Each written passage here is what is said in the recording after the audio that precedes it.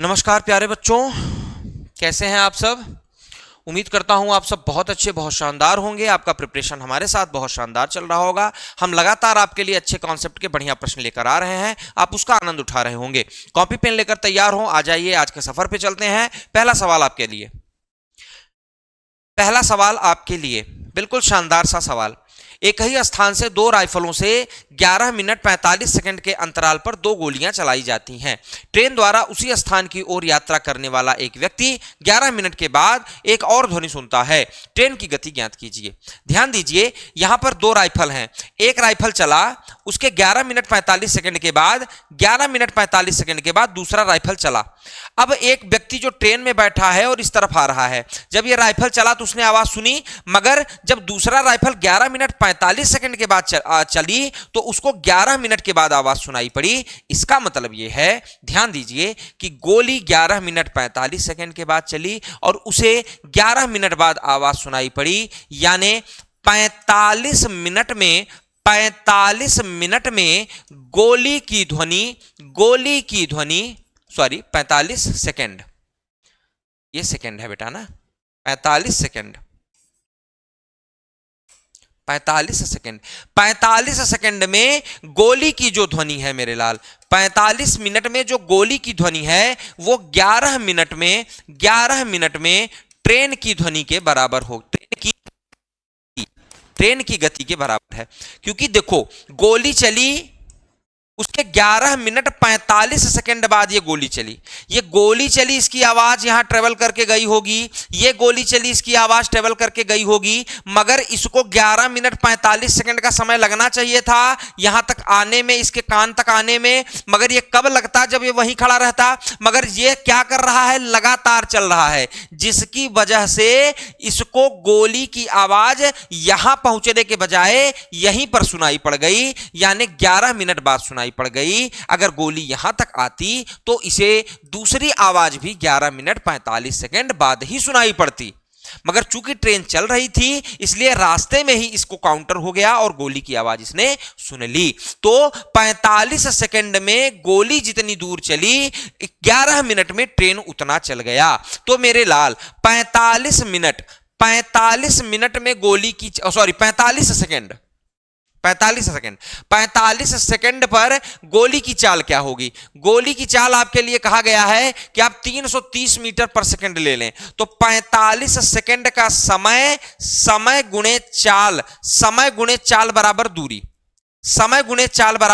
दूरी, और यह दूरी ध्यान दीजिए 11 मिनट यानी इतना सेकंड। यह हो गया समय और यह हो गई ट्रेन की चाल।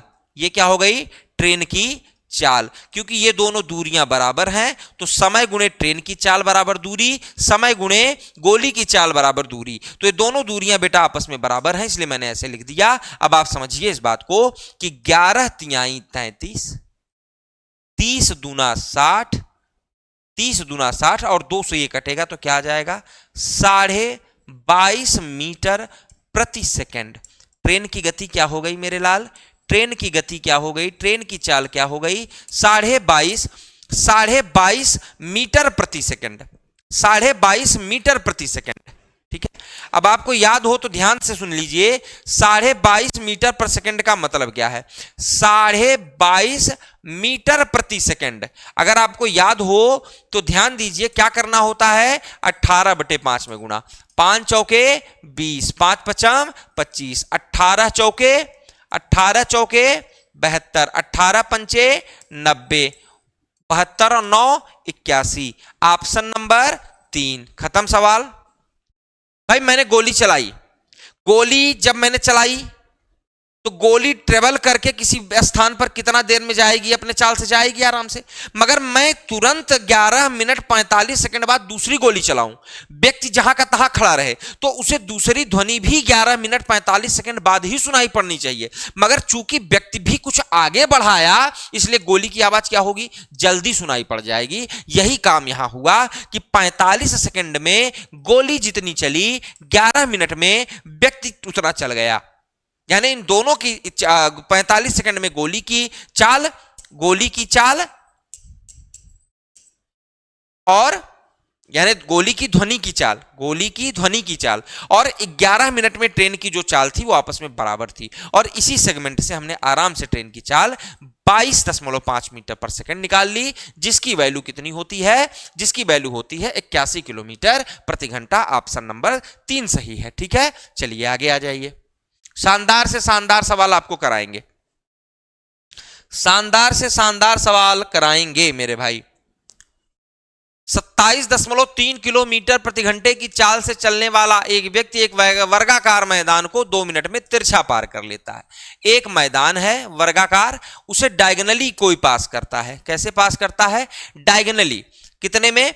2 मिनट में। तो पहले ध्यान दीजिए कि स्पीड कितनी है मेरे लाल। आप कहेंगे सर स्पीड 27.3 किलोमीटर प्रति घंटा है।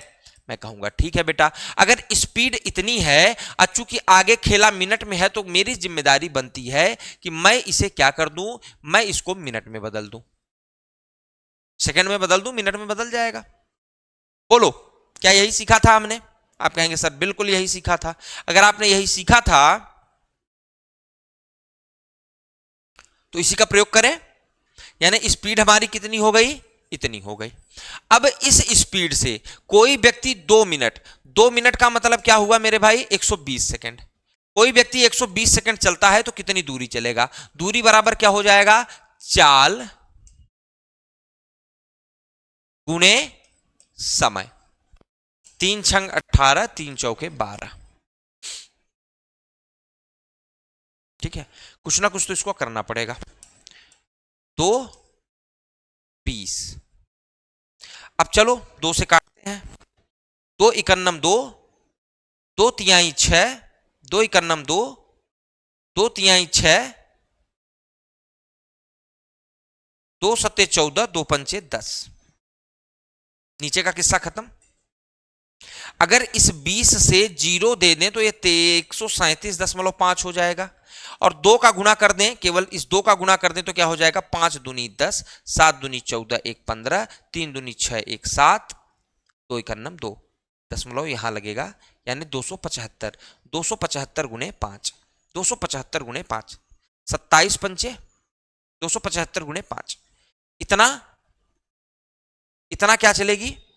इतना मीटर चलेगी। तो आराम से ध्यान दीजिए, 5 पचम 25, 5 सते 35, 5 दूनी 10। डायगोनल की लंबाई क्या हो गई? 1375। डायगोनल की लंबाई क्या हो गई? 1375। क्या कोई बच्चा मुझे बता सकता है कि वर्ग का क्षेत्रफल क्या होता है? आप कहेंगे सर वर्ग का जो क्षेत्रफल होता है वो तो होता है भुजा के घाते 2। अब बेटा अगर भुजा नहीं दिया है, विकर्ण दिया है, तो क्या होगा? बताइए। पढ़ाएंगे आपको मेंसुरेशन भी, शानदार मेंसुरेशन पढ़ाएंगे, शानदार मेंसुरेशन पढ़ाएंगे, यहीं डिराइव कर सकते हैं। ध्यान दीजिए, विकर्ण का साइड से क्या रिलेशन होता है? a√2, a√2। भाई देखो, ए स्क्वायर प्लस ए स्क्वायर बराबर विकर्ण का स्क्वायर। ठीक है, तो ए स्क्वायर स्क्वायर जुड़ के 2 स्क्वायर हो जाएगा। विकर्ण निकालना चाहूंगा, इधर रूट लगेगा तो a√2 आता है। विकर्ण बराबर a√2, विकर्ण बराबर a√2। क्षेत्रफल में भुजा का स्क्वायर चाहिए तो विकर्ण से हमको a√2 तो मिल जाएगा, इसका स्क्वायर कर दे तो भुजा का स्क्वायर तो हो जाएगा, मगर ये जो 2 बच जाएगा इसके लिए बटे 2 कर दो। यही बात हुई ना, यानी 1375 का स्क्वायर करके 2 से भाग करना है। 1375 का स्क्वायर करके 2 से भाग करना है मेरे लाल, आपका आंसर आ जाएगा। ओके, बाकी चीजें आसान थी भाई। ये गति थी, गति को हमने मीटर पर सेकंड में बदल लिया, टाइम को हमने सेकंड में बदल लिया, तो टोटल चाल हमारी मीटर पर सेकंड में आ गई, जिसकी वजह से हमने दूरी हमारी मीटर में आ गई। अब दूरी हमारी जो मीटर में आ गई मेरे लाल, वो क्या है? विकर्ण है। और वर्ग का क्षेत्रफल विकर्ण के घाते 2/2 होता है। विकर्ण के घाते 2/2, ये वर्ग का क्षेत्रफल हो जाएगा। ठीक है, तो वर्ग का क्षेत्रफल आप आराम से निकाल के उसको आंसर दे दीजिएगा, आपका काम। ठीक है, नोट कर लिया, आगे चलते हैं। साइकिल के एक पहिए का व्यास 14 सेंटीमीटर है। एक व्यक्ति जो इस पर सवारी करता है उसे 11 किलोमीटर की एक निश्चित दूरी तय करने में 30 मिनट लगते हैं। दूरी तय करने के लिए पहिए द्वारा की गई परिक्रमण की संख्या बताओ। देखो एक पहिए का व्यास कितना है, डी कितना है बेटा। आप देखो पहिया कैसा होता है,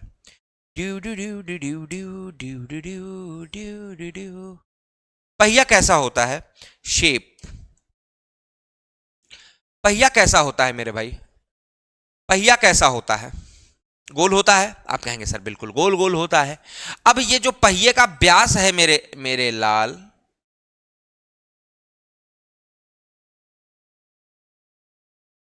ओ ओ ओ Chinki Pinki Ponki father have a donkey की नहीं फादर नहीं।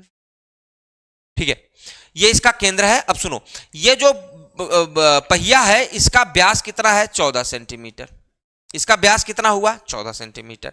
तो इसकी जो ये काली वाली हिस्सा दिख रही है यानी इसका सरकमफ्रेंस, यानी इसका सरकमफ्रेंस बताओ, सरकमफ्रेंस। अभी आपको सब बातें समझ में आ जाएंगी। डी पाई, सरकमफ्रेंस कितना होता है, डी पाई, यानी 14 गुने 22/7, 7 दूनी 14, 22 दूना 44 मीटर। बेटा 44 मीटर परिधि है साइकिल का, यानी साइकिल की पहिया जब एक चक्कर घूमेगी तो अपने परिधि के बराबर घूमती है, अपने सरकमफ्रेंस के बराबर घूमती है। अगर पहिए की परिधि 44 मीटर है यानी हर चक्कर में पहिया कितना चलेगी, 44 मीटर चलेगी। ठीक है, और कोई 11 किलोमीटर मुझको जाना है बेटा। देखो कितना जाना है, 11 किलोमीटर। आराम से कर लो, 11 किलोमीटर डिस्टेंस कितना है, 11 किलोमीटर या 11,000 मीटर। 11 किलोमीटर या 11,000 मीटर डिस्टेंस कितना है, 11,000 मीटर। ठीक है, अब इतना डिस्टेंस चलना है और हर चक्कर में हम इतना मीटर चलते हैं। हर चक्कर में कितना चलते हैं, इतना मीटर चलते हैं। तो कितना चक्कर लगाएंगे, तो देखिए 11 चौके 44, ऊपर क्या बचा 1,000, नीचे क्या बचा 4, 4 दूनी 8, 2 बचा 0, 4 पंचे 20, क्या बचा 0। कितना चक्कर लगेगा बेटा,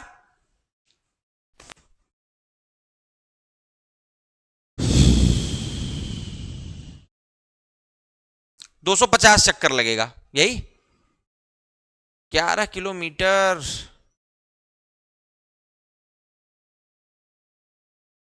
यानी 11,000 मीटर।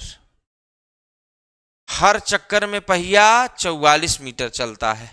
ये ऑप्शन इतना परिक्रमण की संख्या भयंकर काहे दे दिया है भैया। अरे भैया समझना पड़ेगा।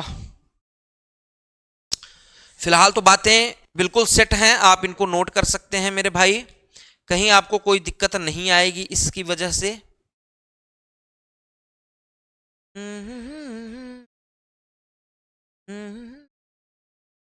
जैसा मुझे उम्मीद है ये ऐसी दिक्कत इसमें आई है कि ये इसने चाल दी हुई है, क्योंकि बिना चाल ना दे तो फिर कोई मजा ही नहीं आता, तो इसने चाल दी है। ठीक है, तो आप 1 मिनट में जल्दी से बातें समझ लें। इनमें आपको एक चीज याद रखनी थी, पहला क्या कि सर्कल है साइकिल का पहिया, पहिया है पहिया, ये साइकिल का पहिया है मेरे भाई, साइकिल का पहिया है, उसका व्यास है, उसकी परिधि है।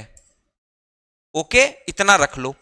अब कोई 11 किलोमीटर प्रति घंटे की स्पीड से, कोई 11 किलोमीटर प्रति घंटा यानी 5/18 गुने 11 मीटर प्रति सेकंड की स्पीड से अगर 30 मिनट जाता है, 30 मिनट का मतलब मेरे भाई 30 गुने 60 सेकंड जाता है। सारी चीजें हमने यहां सेट कर ली। तो अब इसमें दूरी कितनी चलनी है ये चेक करो, दूरी कितनी चलनी है। ठीक है, 3 दहम में 30, 3 छंग 18, 6 दहम में 60, 10 10 5 11, तो 10 दहम्मा 100, 100 का 11 में गुना 1100, 1100 गुने 5 कितना हो गया 5500 की मीटर की दूरी चलनी है।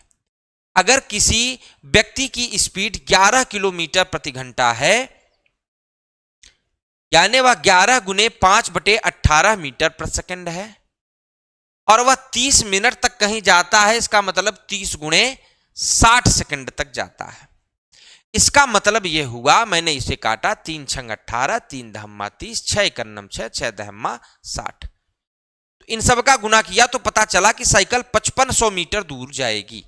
साइकिल कितना जाएगी? 5500 मीटर की दूरी जाएगी। कुल दूरी और एक चक्कर, कुल दूरी बेटा और एक चक्कर, बोलो कुल दूरी और एक चक्कर, बोलो हाँ या ना। कुल दूरी और एक चक्कर।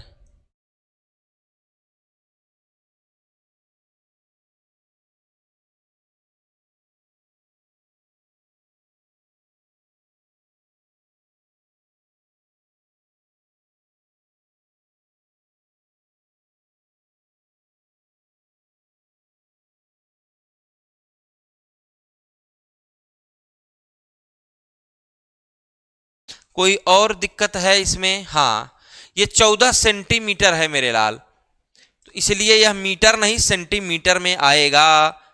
क्या हो गया मुझको मैं जानू ना। छोटी मोटी बातें आती हैं, कोई याद दिलाने वाला नहीं होता यहां। तो 44 सेंटीमीटर उसकी परिधि है। तो 44 ये सेंटीमीटर है, ये मीटर है, तो मीटर और सेंटीमीटर आपको पता है 100 का और गुना आराम से हो जाएगा इसमें। आप कहेंगे सर बिल्कुल हो जाएगा। तो अब ये भी सेंटीमीटर में, ये भी सेंटीमीटर में, 11 चौके 44, 11 पंचे 55। आप कहेंगे सर बिल्कुल। इससे काटेंगे तो ये क्या आ जाएगा? 25 आ जाएगा। इससे काटेंगे तो ये क्या आ जाएगा? 25 आ जाएगा। तो 25 पंचे 125, 25 पंचे 125, बोलो हाँ या ना। 25 पंचे 125, और 2 जीरो जो इसके हैं वो जो जो जीरो लग गए, तो ऑप्शन नंबर सही है। ऑप्शन नंबर 1 सही है। सेंटीमीटर में था बस, अब ये दूरी हमने मीटर में निकाली थी, फिर 100 का गुणा कर दिया तो ये भी सेंटीमीटर में बदल गई। हल कर लिया, इतने चक्कर में काम हो जाएगा। ठीक है, ठीक है, ठीक है, ठीक है, ठीक है। चीजों को कैप्चर करो, फटाफट से कैप्चर कर लो आप भैया, हम आगे चलते हैं। फिर जब आप कैप्चर कर लोगे फिर हम आगे चलेंगे। कैप्चर, ओके, आगे। मैंने तुझको देखा,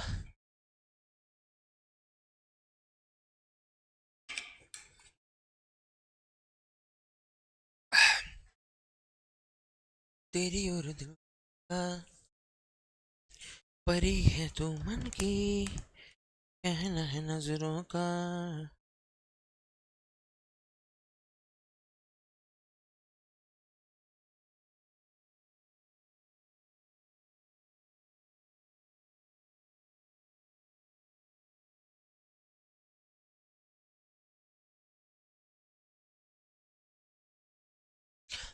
चुराई मेरी उसने सुन।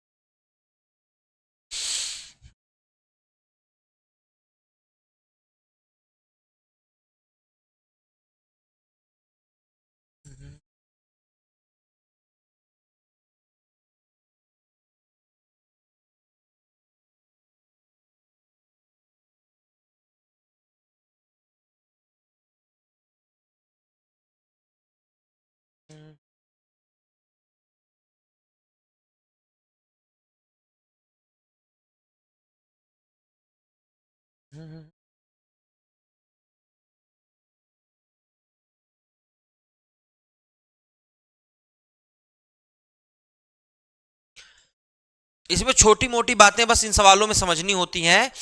50 पेड़ एक सीधी रेखा में खड़े हैं, किन्हीं दो क्रमागत वृक्षों के बीच की दूरी समान है। एक कार को 13वें पेड़ से 34वें पेड़ तक पहुंचने में 18 सेकंड का समय लगा। मान लो कि हर दो पेड़ के बीच में 1 मीटर की दूरी है।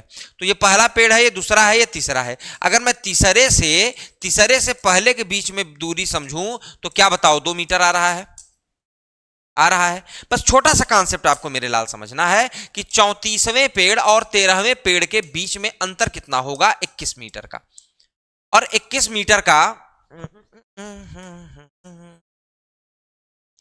21 मीटर का बेटा ये अंतर, ये दूरी चलने में उसको कितना समय लग रहा है, 18 सेकंड। तो उसकी चाल क्या हो गई, 21/18 यानी 3 सत्ते 21, 3 छंग 18 यानी 7/6 मीटर पर सेकंड। बोलो हाँ या ना, हाँ या ना, बिल्कुल।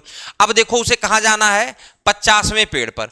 तो पहले से 50वें पेड़ तक जाने में उसे कितना समय लगेगा, 49 मीटर चलना पड़ेगा। और उसकी चाल क्या है, 7/6। उसकी चाल क्या है, 7/6। यानी हमें क्या करना पड़ेगा, 49 मीटर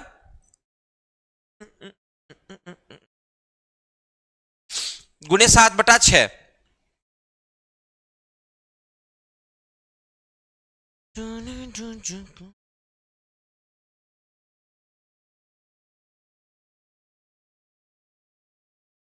सही किया है, ऑप्शन तो नहीं मिल रहा है। कारण बेटा ये है दूरी, और दूरी का चाल में कभी गुना नहीं होता। ठीक है, ऐसी छोटी मोटी गलतियां बच्चे बहुत करते हैं। ठीक है, तो 49 मीटर की दूरी चलना है, किस चाल से चलना है, 7/6 के चाल से चलना है। 7 सते 49, 7 छंग 42 सेकंड लगेंगे।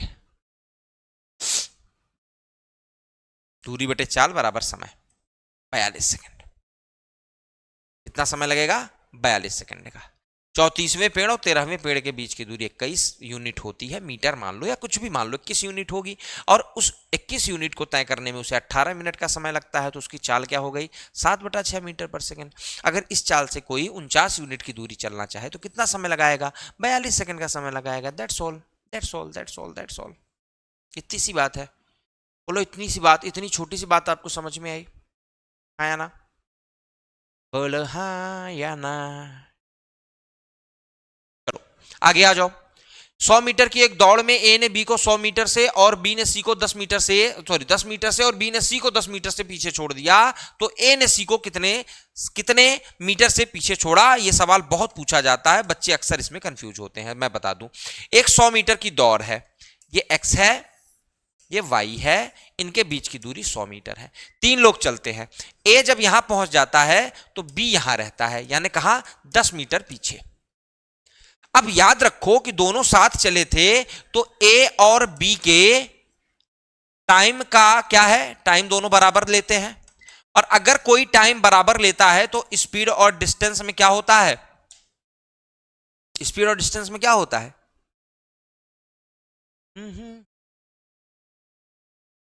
सेम रेशियो होता है। तो इनके डिस्टेंस का रेशियो कितना हो रहा है, ये कितना चल रहा है, 100, ये कितना चल रहा है, 90। तो इनमें क्या रेशियो बना, 10/9 का, हाँ या ना। ए बी में क्या रेशियो बना, 10/9 का। अब एक तीसरा बंदा है सी। अब देखो इसी रेस में, यानी एक्स और वाई के ही रेस में, एक्स और वाई के ही रेस में, जब बी यहां पहुंच जाता है तब सी कहां रहता है, 10 मीटर पीछे। तो इसी तरीके से बी और सी का रेशियो क्या बन जाएगा मेरे भाई, 10/9 का रेशियो बन जाएगा, 10/9 का रेशियो बन जाएगा।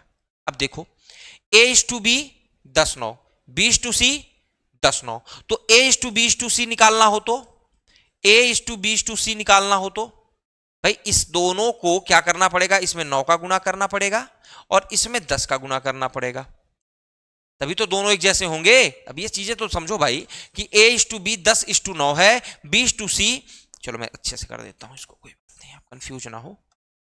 कंफ्यूज हो जाओगे तो काम बिगड़ जाएगा। चांद ने कॉम्प्लेक्स दिया है। चलो स्पीड क्या है मेरे लाल, स्पीड क्या है, डायरेक्ट प्रोपोर्शनल टू डिस्टेंस, जब टाइम बराबर हो। अब ध्यान दो, ए ने 100 मीटर की दूरी चली, बी ने 90 मीटर की दूरी चली एक निश्चित समय में। तो इनमें इनके स्पीड में रेशियो क्या हो जाएगा, 10-9 का? आप कहेंगे सर बिल्कुल।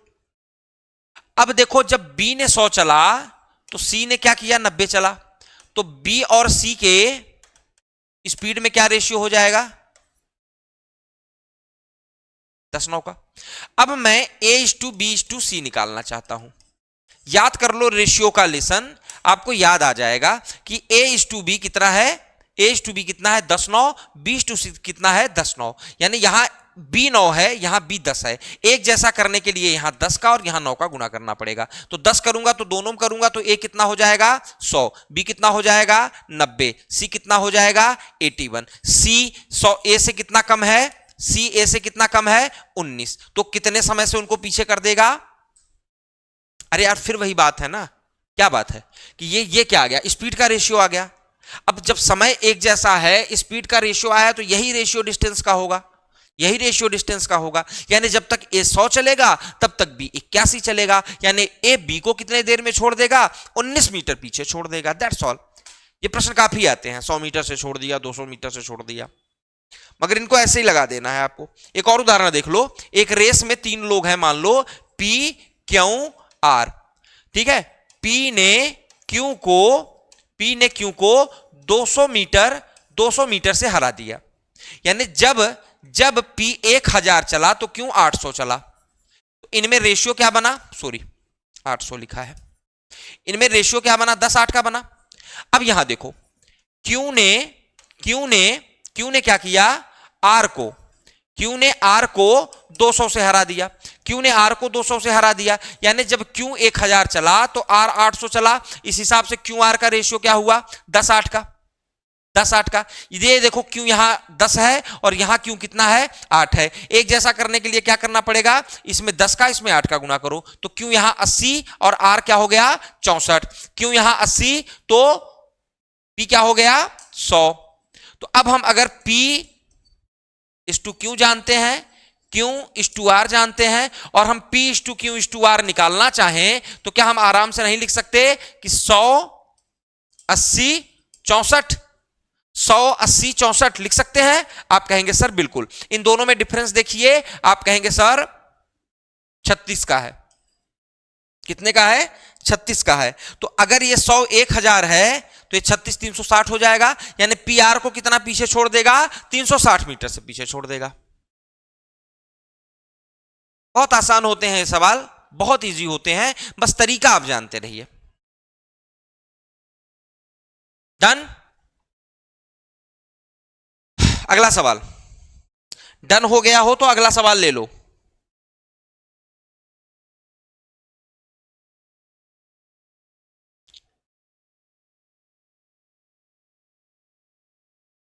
चांद ने कॉम्प्लेक्स दिया है तेरे चेहरे को।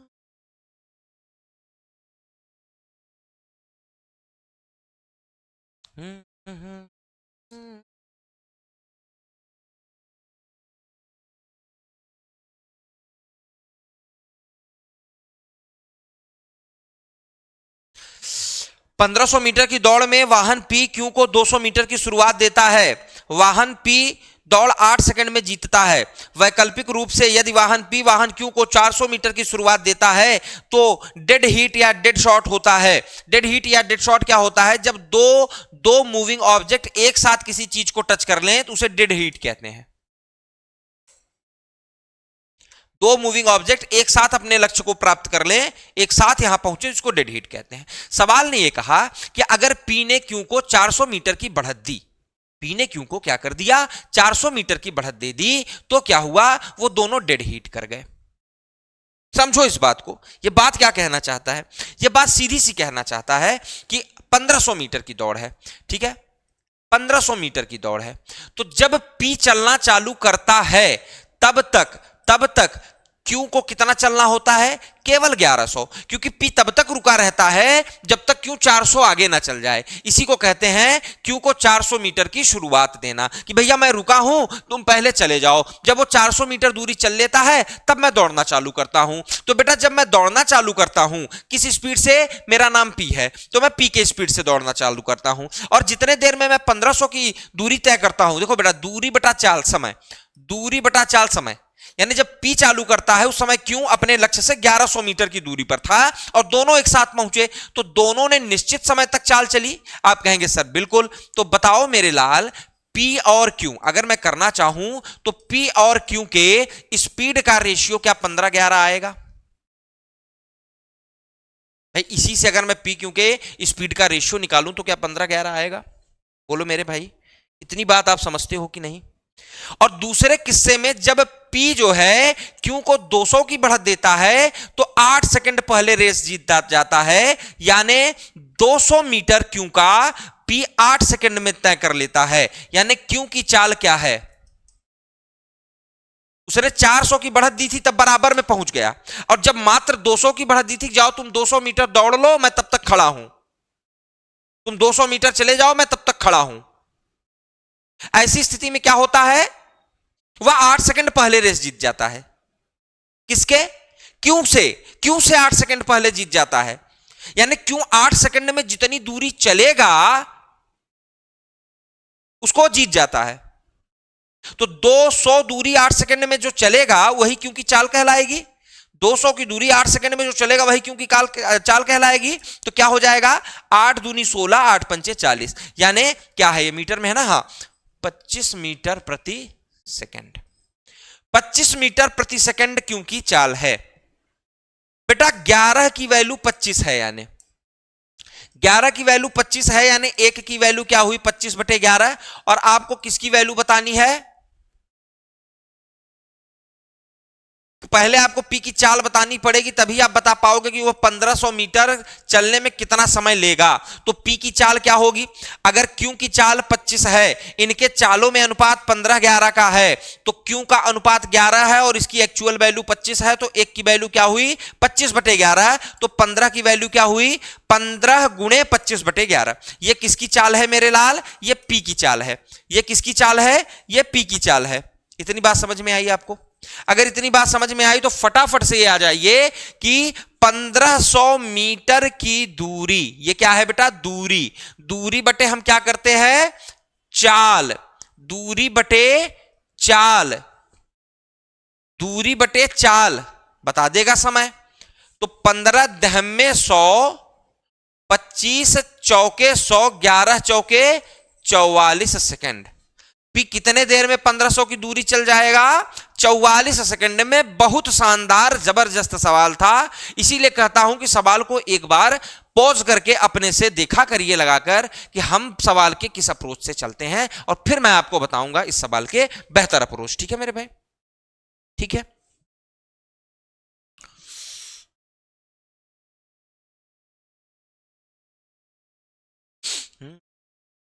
हट गया मैं? बिल्कुल मैं साइड हूं, आप इसका स्क्रीनशॉट कर लो। स्क्रीनशॉट कर लो बेटा, इसका कर लिया? Very good. चलिए आगे आ जाइए। 2500 मीटर की एक वृत्ताकार दौड़ में दो व्यक्ति एक बिंदु से विपरीत दिशा की ओर क्रमशः 37 और 35 किलोमीटर प्रति घंटे की चाल से चलना शुरू करते हैं। दौड़ शुरू होने के कितने समय बाद वह पहली बार मिलेंगे? आ जाइए भैया। ये हमारा वृत्ताकार मैदान हो गया, ज्यादा बड़ा हो रहा है, चलो यहां कर देते हैं। ये वृत्ताकार मैदान हो गया हमारा। अब इस वृत्ताकार मैदान की कुल लंबाई कितनी है? इस वृत्ताकार मैदान की कुल लंबाई कितनी है? मैंने तुझे देखा, 2500 मीटर। 2500 मीटर कुल लंबाई है इस वृत्ताकार मैदान की। ठीक है। दो व्यक्ति एक ही बिंदु से विपरीत दिशा में 37 और 35 की गति से चलते हैं। एक यहां से चलता है इस तरफ, एक यहां से चलता है इस तरफ। इसकी गति है 37, इसकी गति है 35। अब दोनों जब विपरीत चल रहे हैं तो इसको आप, इस चीज को आप क्या कर सकते हैं? देखो ये इनको आकर यहां मिलना है, थोड़ा समझिए। आप कहेंगे विपरीत चल रहे हैं, विपरीत चल रहे हैं और इनको आकर मिलना है। अगर ये खड़ा रहे तो ये कितनी देर में आएगा बता सकते हैं, मगर जब दोनों चल रहे हैं इसका मतलब इनका रिलेटिव स्पीड निकालना पड़ेगा। तो रिलेटिव स्पीड कितना हो जाएगा? 37 और 35 का आप कहेंगे सर 72 किलोमीटर पर घंटा। 72 किलोमीटर प्रति घंटा, यानी 5/18, 18 चौका 72, 5 चौके 20 मीटर प्रति सेकंड। कितनी रिलेटिव स्पीड बेटा कितनी आ गई? 20 मीटर प्रति सेकंड। तो वो 2500 मीटर की दूरी 2500 मीटर की दूरी 20 की चाल से, रिलेटिव स्पीड 20 की चाल से जितने समय में तय कर लेंगे उतने समय बाद वो मिल जाएंगे। तो कितना हो जाता है? 2500 बटा 20 यानी 125। 125 मतलब 2 घंटा 5 minute. 125 sorry minute, 125 second. 125 second का मतलब क्या हुआ? 120 सेकंड प्लस 5 सेकंड। 120 सेकंड का 2 मिनट और 5 सेकंड का 5 सेकंड, तो 2 मिनट 5 सेकंड ये ऑप्शन है। 2 मिनट 5 सेकंड बाद वो मिल जाएंगे। चेक कर लीजिए आराम से।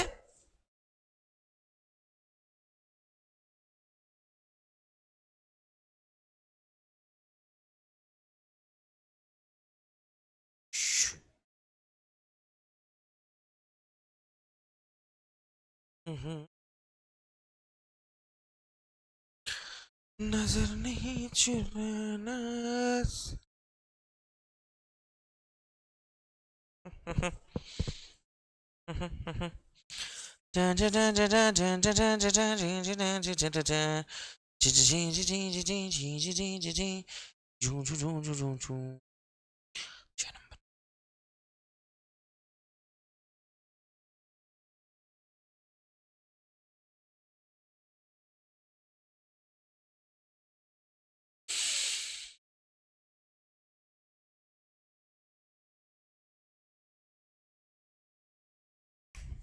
अगला सवाल, दो व्यक्ति एक वृत्ताकार ट्रैक पर इतना इतना की गति से दौड़ना शुरू करते हैं, वे दोनों प्रारंभिक बिंदु पर मिलेंगे, कब मिलेंगे? बहुत शानदार सवाल है, बहुत कुछ दिमाग में आता है इसको करने के लिए। मैं आपको सिंपलेस्ट अप्रोच बताऊंगा, आप ध्यान दीजिएगा। हमारे क्लास इतना बढ़िया क्वेश्चन से ओरिएंटेड रहते हैं, बहुत लंबे अनुभव का ये सारा नतीजा है। थोड़ा सा हमारे पास स्टाफ की कमी है, बहुत सारी चीजें मैनेज करनी होती हैं, जिसकी वजह से थोड़ी चीजें अव्यवस्थित हो जाती हैं कभी कभार। मगर हमारा लक्ष्य आपको बेहतर से बेहतर कंटेंट देने का है, और उसमें अगर हम असफल हो रहे हैं या सफल हो रहे हैं वो आप जरूर हमें कमेंट करके बताया करिए। इससे हम मोटिवेट होते हैं और हम अपना पूरा जी जान झोंक रहे हैं आपको अच्छे से अच्छा कंटेंट बताने के लिए। लाइव भी करेंगे आपके साथ, टेस्ट सीरीज भी करेंगे, बहुत सारी चीजें करेंगे आपके साथ, बहुत कुछ बाकी है अभी करना। अभी आप थोड़ा थोड़ा हमसे पढ़ाई करते चलिए। दो व्यक्ति एक वृत्ताकार ट्रैक पर अगर 24 और 18 की गति से चलते हैं तो ये अपने रिलेटिव स्पीड से जितने देर में ये अपने ट्रैक को कंप्लीट करेंगे उतने देर में ये दोबारा प्रारंभिक बिंदु पर मिलेंगे। ये ध्यान रखना कि हमारा बात यह है कि यहां से चले थे तो यहीं मिले, तो कब मिलेंगे? जब वो पैरेलल चले। हम ऐसा अज्यूम कर सकते हैं, अदरवाइज हमें क्या करना पड़ेगा? हमें देखना पड़ेगा कि 24 वाला कितने देर में चक्कर पूरा कर रहा है, 18 वाला कितने देर में चक्कर पूरा कर रहा है। अब इन दोनों का एलसीएम निकालेंगे, तब जहां मिलेगा वहीं मिलेगा। एक अप्रोच तो ये है। दूसरा अप्रोच क्या है कि इन दोनों का रिलेटिव स्पीड निकाल लो पैरेलल समझ के। पैरेलल रिलेटिव स्पीड ये निकाल लो। अब समझो ये 6 किलोमीटर प्रति घंटा है, तो इसको क्या कर लेते हैं? मीटर पर सेकंड में बदल लेते हैं। ठीक है, तो मीटर पर सेकंड में बदल लो, कितना हो गया? 5/3 मीटर पर सेकंड इसकी चाल हो गई। अब इस चाल से बेटा 200 मीटर चलने में कितना समय लगेगा? 1000/3 सेकंड का। तो कितना होता है? मैंने गलत किया कुछ, सॉरी। मैं फिर बार बार, यार मैं क्या कर रहा हूं बेटा? ये दूरी और चाल का कभी गुना नहीं होता, ठीक है? आज मैं यही गलती कर रहा हूं। तो दूरी बटे चाल, 5 चौके 20, 40 तिहाई 120 सेकंड। 120 सेकंड में ये आपस में मिल जाएंगे। प्रीवियस ईयर क्वेश्चन है एसएससी सीजीएल के 2023 14 जुलाई 2023 के फर्स्ट शिफ्ट में पूछा गया है बेटा। बहुत शानदार सवाल है।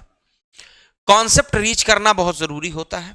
अगर कॉन्सेप्ट रीच है तो आप रीच इंसान कहलाएंगे।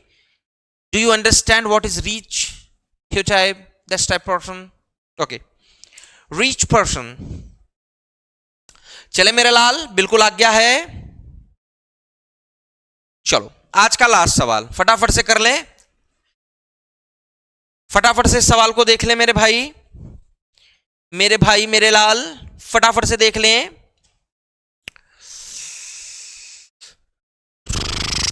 आठवां, जूब जूब जूब जूब जूब जूब जूब। Two friends P and Q simultaneously start running from the same point around a circular track. They run in the same direction. P runs at 6 meter per second. Q runs at x meter per second. If they cross each other at exactly 2 points on the circular path and x is a natural number less than 6, then how many value can x takes? बहुत अच्छा सवाल है, पकड़िए इस बात को।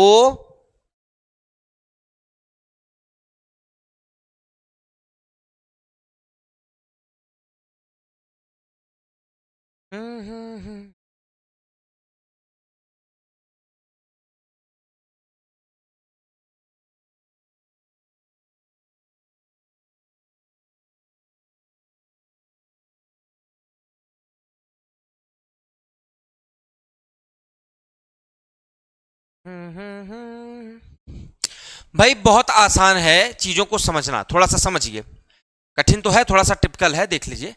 P and Q simultaneously start running from the same point. P runs at 6 meter per second.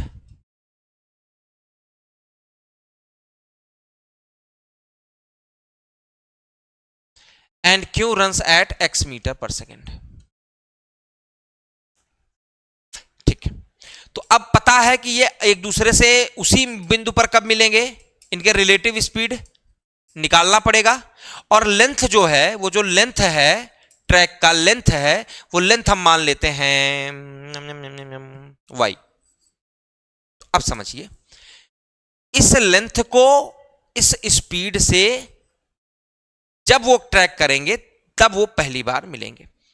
इस length को इस स्पीड से जब वो ट्रैक करेंगे तब वो पहली बार मिलेंगे। बोलिए हाँ या ना। यानी इतना सेकंड बाद वो पहली बार मिलेंगे। बोलिए हाँ या ना। आप हाँ ना हाँ ना दोनों बता सकते हैं, ठीक है। अब अगर बेटा केवल P उसको मैं, जैसे मैंने कहा ना कि वो सवाल के दो ऑप्शन हैं, दो तरीके हैं, एक तो ये तरीका था, दूसरा तरीका हम लेते हैं। अगर P को हम देखें तो P इसको कितनी देर में पूरा चक्कर कर लेगा और Q कितनी देर में पूरा चक्कर कर लेगा, हाँ या ना। तो इन दोनों का एलसीएम लेंगे तो इतनी बार वो मिलेंगे। मगर हम क्या करते हैं,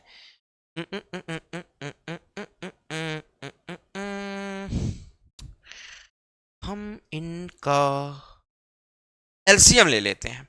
एलसीएम लेना गलती मत करना, चूंकि हमें ये समग्र रूप से चाहिए। तो जब पी क्यू का हम एचसीएफ लेते हैं तो क्या हो जाएगा, y/6x। तो मेरे भाई ये ध्यान दीजिए कि उसने कहा कि वो दो जगह पर मिलते हैं, ठीक है, वो दो जगह पर मिलते हैं। एक बार मिलने में उनको कितना टाइम लगता है,